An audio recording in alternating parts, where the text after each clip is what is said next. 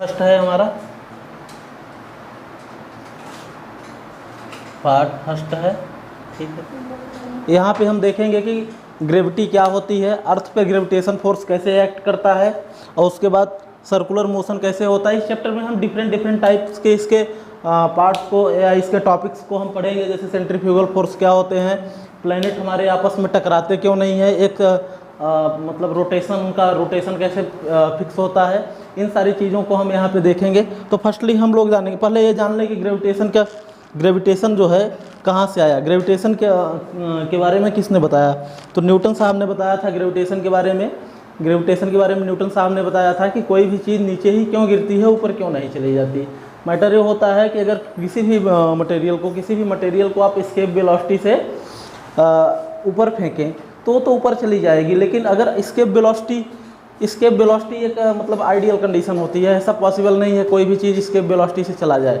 या तो उसका फोर्स बहुत तेज़ी से, फोर्स जो उसका थ्रस्ट फोर्स लग रहा है वो अच्छा खासा तेज़ रहे, मतलब हाई रहे, जैसे रॉकेट में होता है, तो ऊपर की ओर जा सकता है। अदरवाइज कोई भी मटेरियल है वो नीचे की ओर ही अट्रैक्ट होता है। इससे पता चलता है कि हमारे पृथ्वी में कोई ना कोई फोर्स है जो वर्क कर रहा है, जो किसी भी मटेरियल को, हमको किसी भी ऑब्जेक्ट को, किसी भी बॉडी को नीचे की ओर अट्रैक्ट करता है।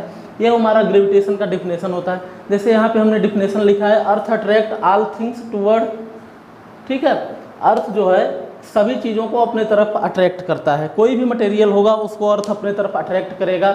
आप इसका प्रैक्टिकल एग्जांपल भी देख सकते हैं, आपने छत पर से या कहीं से भी आप एक बॉल लें और अच्छी खासी स्पीड में ऊपर फेंकें, क्यों, तो स्पीड में ऊपर फेंकें तो क्या होगा कि आफ्टर सम टाइम बॉल जो है, आप बॉल की वेलोसिटी जब लो हो जाएगी बेटा, जब बॉल की वेलोसिटी लो हो जाएगी तो उस कंडीशन में क्या होगा कि बॉल जो है नीचे आएगा।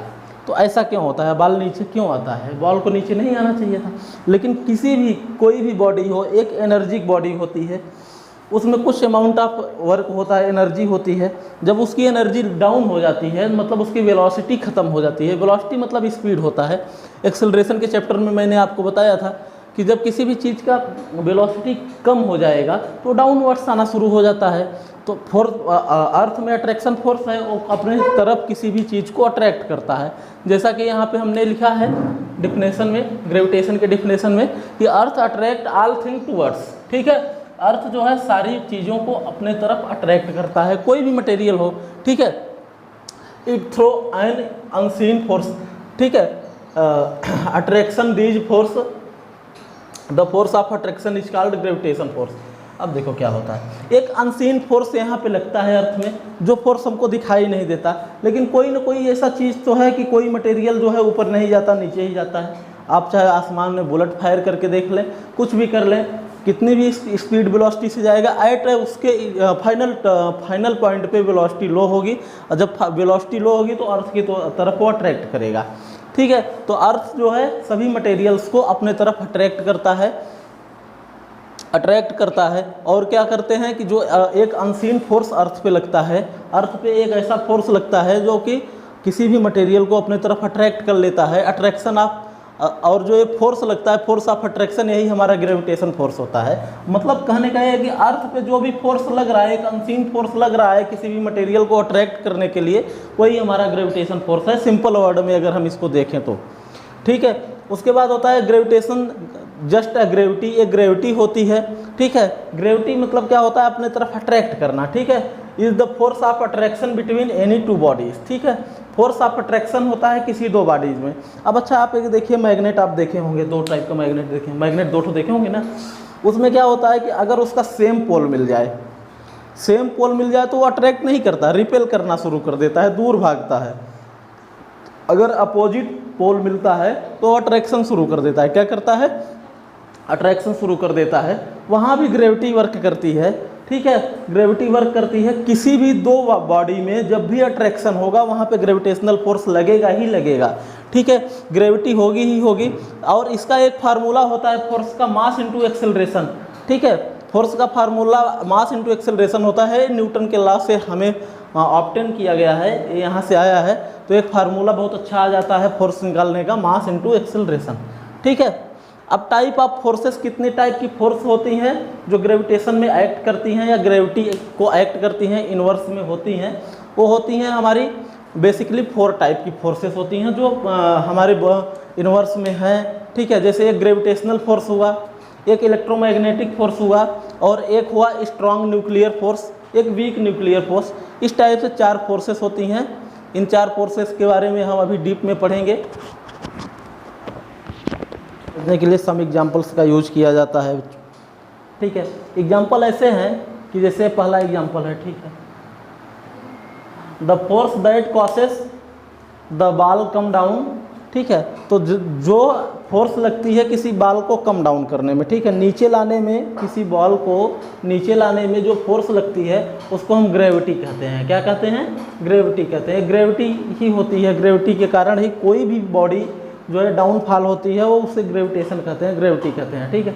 Gravity keep the planet orbit around sun. तो ऐसा होता है ग्रेविटी के कारण ही, जब आप ऑर्बिटल ग्रेविटी के बारे में पढ़ेंगे, सर्कुलर मोशन के बारे में पढ़ेंगे, ठीक है, एक सर्कल में, ठीक है, एक सेंट्रीफ्यूगल फोर्स लगेगी, ठीक है, एक पाथ मतलब सर्कुलर पाथ कवर करेगा, तो उसमें क्या होता है कि एक प्रॉपर ग्रेविटी लगती है। जैसा कि हम लोग अगर अपने घर में बचपन में खेले होंगे या देखे होंगे कि एक हम धागे में उसको क्या नाम से पत्थर लेते हैं, उसको बाउंड करने के बाद एक रोटेट करते हैं, तो एक जब हम उसको तेज़ी से के साथ रोटेट करते हैं तो स्ट्रेट रोटेट होता है, और अगर हम उसे धीरे रोटेट करें तो थोड़ा सा रोटेट करता है लेकिन वो डाउन में रोटेट करता है।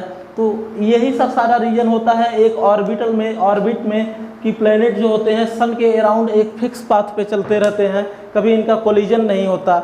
अगर मान लीजिए कभी कोलिजन हो जाए तो फिर बहुत दिक्कत हो जाती है, दिक्कत हो जाएगी, लेकिन ऐसा हो नहीं सकता, पॉसिबल नहीं है ड्यू टू ग्रेविटी, ठीक है। ग्रेविटी के कारण ऐसा पॉसिबल ही नहीं है कि कोई एक प्लैनेट दूसरे प्लैनेट के कभी भी रास्ते में आ जाए या ऐसा टकराव हो जाए, ठीक है।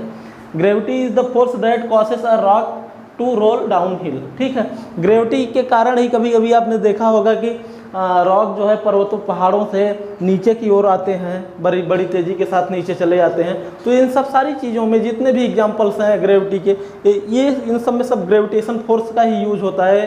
ड्यू टू ग्रेविटेशन फोर्स ही ये सारे एक्शन परफॉर्म किए जाते हैं, या ये सारे एक्शन होते हैं कि कोई भी रॉक है वो नीचे आएगा, डाउनफॉल में आएगा, एक प्लैनेट अपने ऑर्बिट पे चलता रहेगा, ठीक है, एक प्लैनेट अपने ऑर्बिट पे चलता रहेगा, ये सारी चीज़ें होती हैं। अब देखिए gravitational force is a weakest force, एक अर्थ पे एक वीकेस्ट फोर्स जैसा वर्क करता है, ठीक है।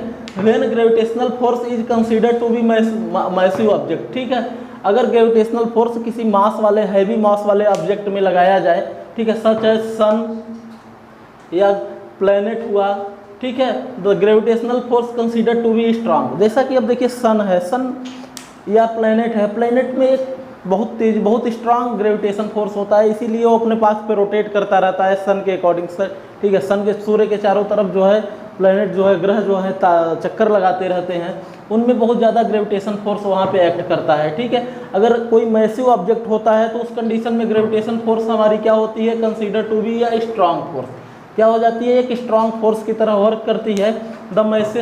The masses of these object are also large. क्यों ऐसा होता है? क्योंकि मास जो होता है उन ऑब्जेक्ट का बहुत ज़्यादा लार्ज, जैसे पृथ्वी है, ये भी, या तो जैसे आप मंगल ले लीजिए, कोई भी एक ग्रह ले लीजिए, इनका मास बहुत ज़्यादा है, ये अपने पाथ से मतलब ये डेविएट नहीं हो सकते हैं, ठीक है, अकॉर्डिंग टू अपने पाथ ही चलेंगे, क्योंकि इनमें ग्रेविटेशन फोर्स बहुत तेज़ी से साथ एक्ट करता है, ठीक है।